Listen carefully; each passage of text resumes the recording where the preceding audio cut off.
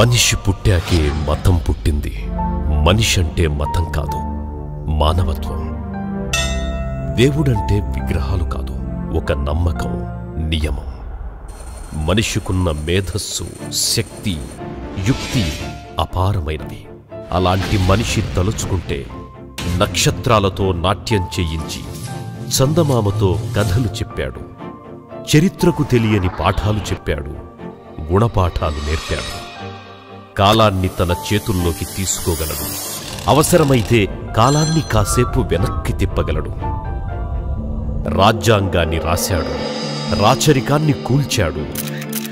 చివరికి మనిషే విధాత అని నిరూపించుకున్నాడు. సైన్స్తో కామన్ సెన్స్ని, హ్యూమన్ సెన్స్ని సృష్టించాడు. తన నటనతో నవ్వించాడు, క్రీడలతో కవ్వించాడు. సర్వమానవాళిని ఒకే వేదికపై నిలిపాడు. గణితంతో ఆడుకున్నాడు, గణాంకాలు నమోదు చేశాడు. వేగానికే వేగం నేర్పాడు, వాయువేగంతో ప్రపంచాన్ని చుట్టి వచ్చే యంత్రం కనిపెట్టాడు. కేవలం విచక్షణ, విజ్ఞానం, వికాసం, నిబద్ధతతోనే ప్రపంచ నాయకుడిగా కీర్తి పొందుతున్నాడు. ఓంకార శబ్దాన్ని ప్రపంచం నలుమూలలకి పంపించి ఓంకారంతోనే సృష్టి ఆరంభమయ్యిందని నరుల నరాల్లోకి ఎక్కించి విశ్వానికి అధిపతి అయ్యాడు. మనిషి నమ్ముకున్న సిద్ధాంతాలు, నియమాలు, మానవతా విలువల వల్లే మనిషిగా మహోన్నతమైన వ్యక్తిగా వెలిగాడు. అందరికీ ఆదర్శప్రాయుడై చిరంజీవిగా మిగిలాడు. అటు జీవితాన్ని, ఇటు పనిని ఆస్వాదిస్తూ జీవితాన్ని సార్థకం చేసుకుంటూ కోట్ల మంది జీవితాల్లో వెలుగు నింపాడు. మానవీయ సంబంధాన్ని తీర్చిదిద్దాడు. అయితే ఇవన్నీ సాటి మనిషే చేయగలిగాడు. ఏ అద్భుత శక్తులో, అతీంద్రియ శక్తులో కాదు. ఇదంతా ఆనాటి మనిషి గురించి. నాటి మనిషి సంగతి సరే, మరి నేటి మనిషి పరిస్థితి? లక్షలు, లక్ష్యాలు, కోట్లు, కోటలు అనే శబ్దాలు తప్ప ప్రేమ, స్నేహం, దయ, జాలి అనేవి మచ్చుకైనా లేవే, అసలు కనిపించట్లేదే. సరిగ్గా అలాంటి కోవకు చెందిన నేటి మనిషి మన చైతన్య. ఇంతకీ చైతన్య అంటే ఎవరో చెప్పనేలేదు కదూ, మనలో ఒకడే. ఇలాంటి చైతన్యలు కోట్లల్లో ఉన్నారు. అందులో ఈ చైతన్యని తీసుకుందాం. కార్పొరేట్ కంపెనీలో ఖరీదైన జీవితం అతన్ని. మనుషుల మధ్యలో ఉన్న స్పృహే లేకుండా మనుషుల్ని అసహించుకుంటున్నాడు. చదువుకున్న డిగ్రీల సర్టిఫికెట్స్ ని గాజు బీరువాల్లో భద్రంగా ఉంచి సంగ్రహించిన జ్ఞానాన్ని మాత్రం గాలి కొదిలేశాడు. అతను శక్తి, ఆయుధం అన్న విషయం మరచిపోయి వ్యామోహాల బారిన పడిపోయాడు. విచక్షణ మరచి ఉన్మాదిగా మారుతున్నాడు. తన దృష్టిలో మనిషంటే కేవలం యంత్రం మాత్రమే. మనిషంటే ఓ అవసరం మాత్రమే. మనిషంటే బానిస మాత్రమే. ఇంతకీ అతను మనిషిగా మనుషుల గుండెల్లో ఉండిపోతాడో, శ్మశానంలో అనాథ శవంలా మిగిలిపోతాడో మీరే చూడండి.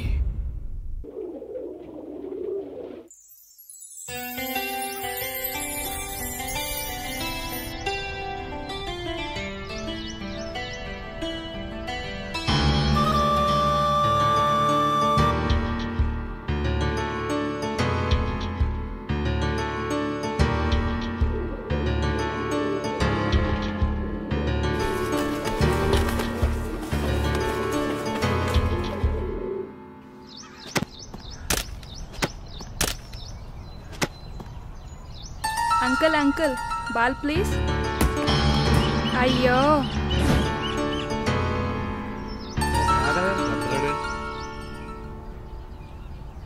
అమ్మమ్మ నేను ఆడుకొని వస్తాను.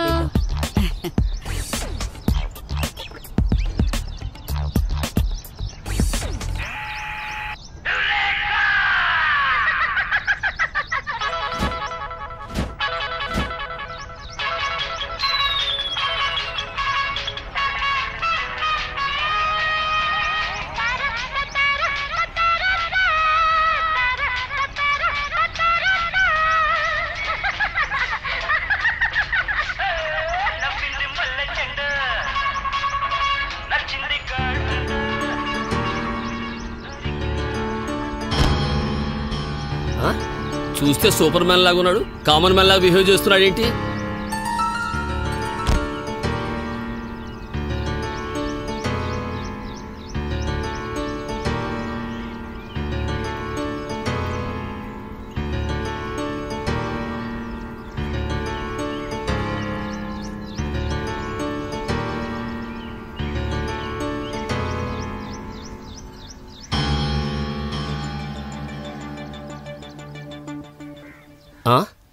ఈ తులసి వనంలో గంజాయి మొక్కొచ్చినట్లుందేంటి?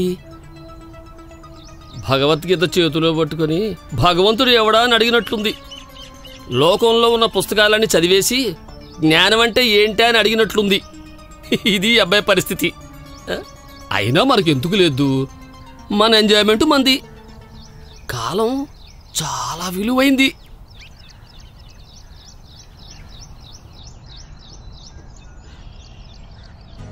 పుస్తకాల్లో ఉన్న పేజీల్ని చదివి అదే జీవితమని ఫీల్ అవుతూ డాలర్ నోటు కోసం డాబు ప్రదర్శిస్తున్న యువత, ప్రపంచాన్ని చూపించే పరికరాలు చేతిలో పెట్టుకుని కూడా తమకందని ప్రపంచం కోసం ఆరాటపడుతున్నారు.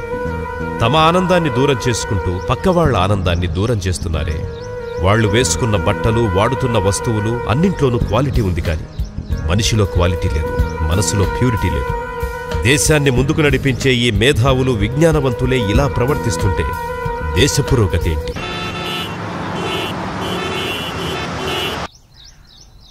ఆఫీస్లో టార్గెట్ ఇంకా రీచ్ అవ్వలేదు.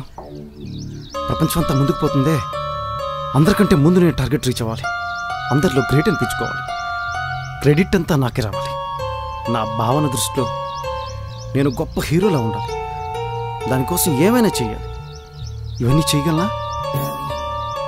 ఈ లోపల ఏమైనా జరిగితే, నాకు ఇచ్చిన ప్రాజెక్ట్ ఇన్ టైంలో హ్యాండిల్ చేయలేకపోతే, నా భావనకు వేరే వాడితో పెళ్లి జరిగిపోతే, యాక్సిడెంట్లోనే చచ్చిపోతే,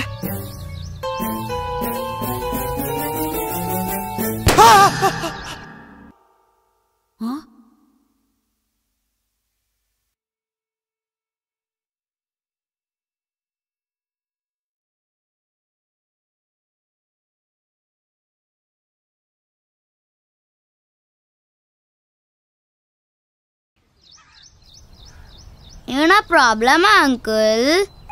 అరవాల్సిందేంటి కదా, పగిలింది నా బెలూను.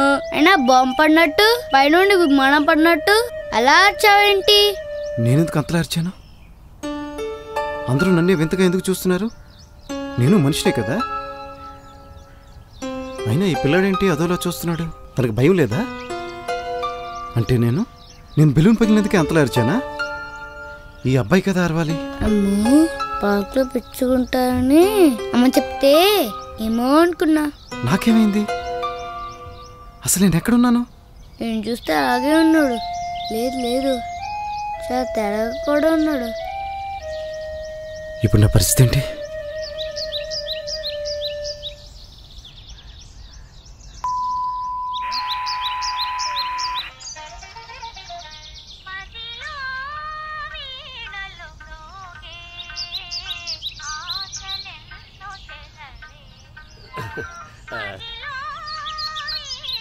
మీకు ఈ పాట అంటే అంత ఇష్టమా?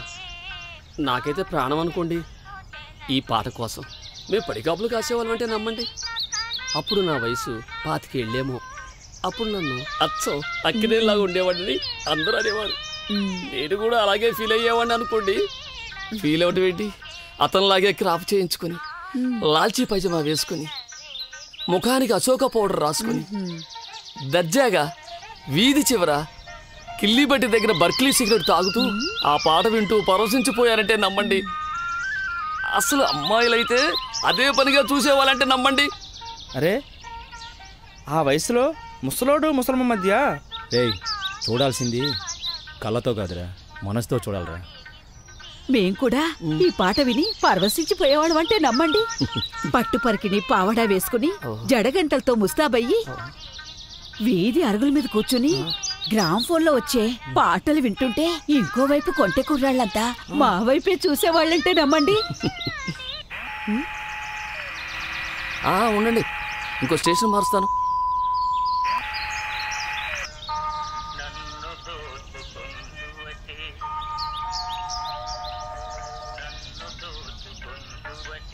ఏం పాట, ఏం సాహిత్యం, ఎంత గొప్ప భావం అండి. ఆ నటులు, ఆ అభినయం, ఆ నిండుదనం ఎంత గొప్పగా ఉండేదో. మళ్ళీ ఆ రోజులు వస్తాయంటారా?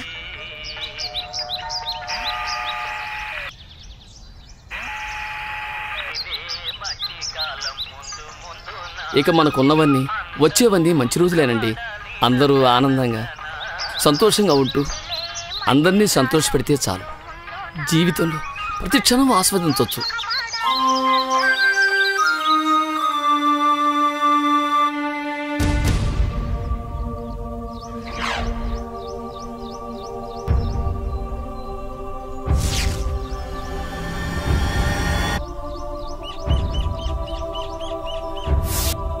అంటే నేను మనిషి రూపంలో ఉన్న మృగం అన్నమాట.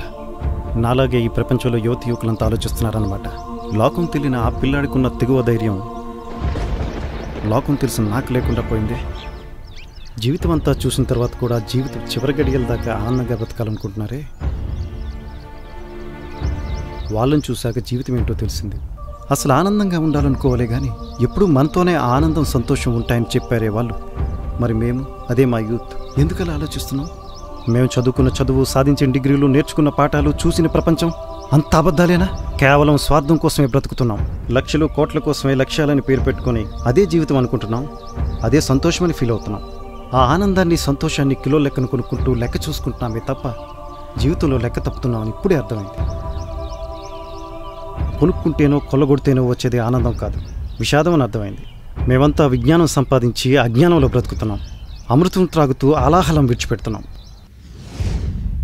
క్లాస్ ఫస్ట్ వచ్చావు, ప్రవర్తనలో కూడా నెంబర్ 1గా ఉంటే నువ్వు అబ్దుల్ కలాం అంత వాడవు అవుతావు. జీవితం అంటే మనం గొప్పగా బ్రతకడం కాదురా, అందరూ నిన్ను చూసి గర్వపడేలా బ్రతకాలి. దేశం నేను కావాలనుకుంటుంది. భరత్ మాత రుణం తీర్చుకో. I wish you all the best. Okay, Mr. Chaitanya, the company is yours now, and the lakhs of people who depending on you. And if you do any mistake, their life will be a mistake. So, good luck.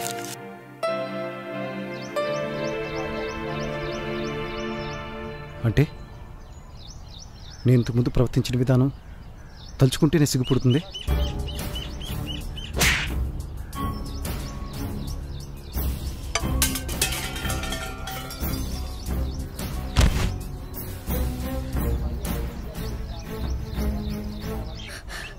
బామ్మ బామ్మ ఈ balloon ఊదవా? ఏది నీ ఊతాను.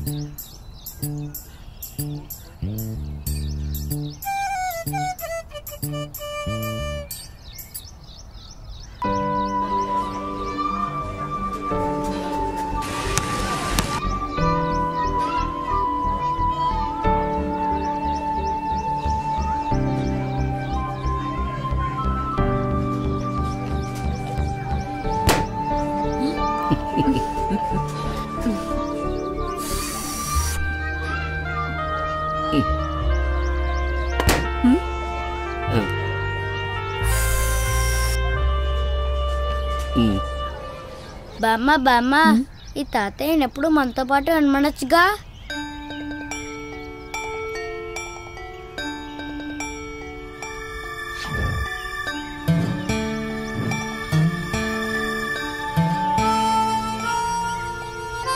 రోజూ వస్తున్న ఉదయం కోసం రాత్రంతా నిరీక్షించడమే జీవితానికి అర్థం.